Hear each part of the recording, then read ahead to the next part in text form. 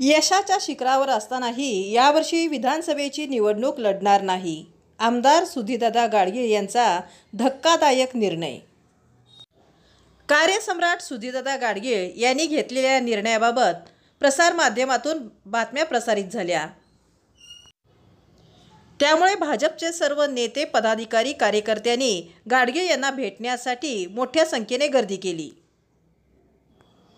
भारतीय जनता पार्टीचे विचार सुधीरदादा यांच्यात आहेत आणि तशाच पद्धतीने आम्हीही वागतो, अशा प्रतिक्रिया कार्यकर्त्यांनी दिल्या.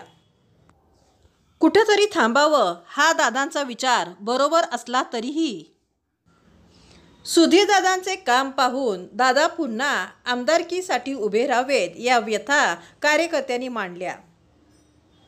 आमदार सुधीरदादा गाडगीळ यांच्या या धक्कादायक निर्णयाने भाजपचे नेते, कार्यकर्त्यांनी बैठक बोलवली. या प्रसंगी सर्वांनी आमदार सुधीरदादा गाडगीळ यांचे मतपरिवर्तन करण्याचा आटोकाट प्रयत्न केला. सांगलीची अनेक झालेली विकास कामे आमदार सुधीरदादा गाडगीळ यांच्या कालावधीत व्यवस्थितरित्या पूर्ण झालेली आहेत.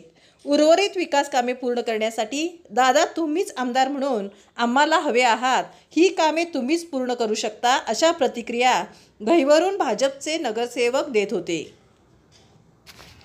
सांगलीची अनेक विकास कामे आमदार सुधीरदादा गाडगीळ यांनी केलेली आहेतच, पण यापुढीलही विकास कामे आमदार सुधीरदादा गाडगीळ यांच्याकडूनच व्हावीत, अशा प्रतिक्रिया कार्यकर्त्यांनी मांडल्या.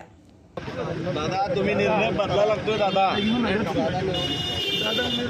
काय दादा तुमच्या अस्तित्वावरच आमचं अस्तित्व आहे. तुमच्या बरोबर आहे सगळे लक्षात बाकी काय नको दादा. मागे जनतेतनं सुद्धा दादा तुम्ही घेतलेलं तर लय वाईट प्रतिक्रिया आलेली दादा, 100% आलेले दादा. कारण सर्वसामान्य लोकांना नक्कीच पाहिजे. नाही पक्षात